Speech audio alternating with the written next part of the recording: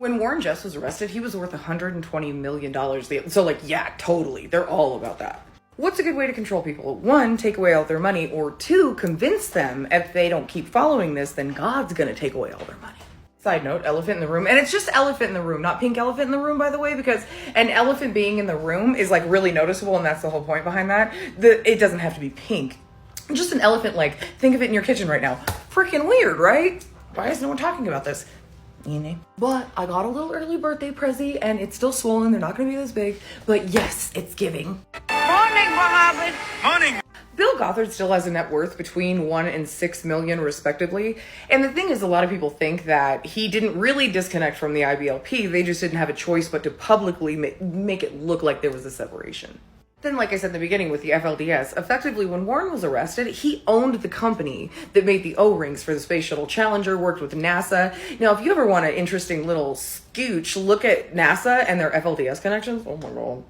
I think everyone thinks of NASA and they're like, oh my God, scientists, good. As humans, I think we tend to overcomplicate things, when in reality, it's like a lot of other people in very high up positions, or a position where they're in control of other people. It's about power, money, control.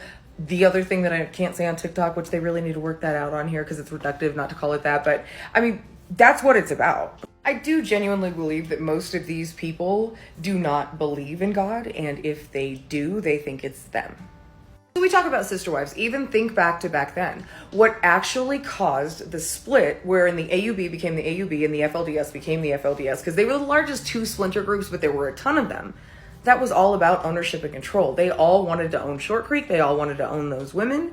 And when they were given, not to Rulon Allred, but to our other guy over here, they couldn't have that because it was never about God. It was never about being righteous. It was always about power. Now, even if you think about how Rulon Allred died, him and Ervil had actually been friends. Rulon spent 2 years down in Mexico with Ervil and his wives before he was like, I don't know if this is my speed at all. But that was also about power because Ervil wanted to control everything and he wanted to be like the it group, right? Look at Jim Jones. They had enough money between him and the congregation to build a whole, whatever the hell they wanted to call it out there. To be fair, though, it's not just a Fundy thing. A lot of churches do this. And if you didn't know that, churches are 501c3s. They are required to show you their finances and where the money is going.